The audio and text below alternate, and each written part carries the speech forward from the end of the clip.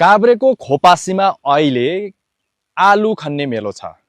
यसअघि काभ्रेको 5 खालमा आलुको सिजनमा किसानहरूले मूल्य पाएनन्।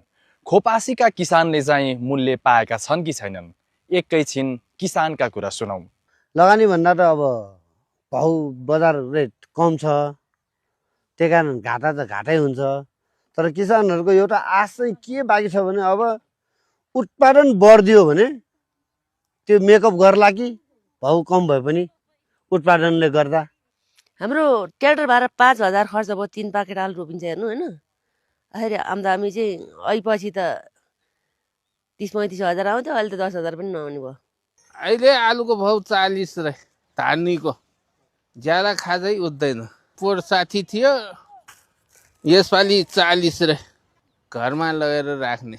अब भाउ भएन, त्यो भएर भाउ कुरेर बस्नु पर्यो।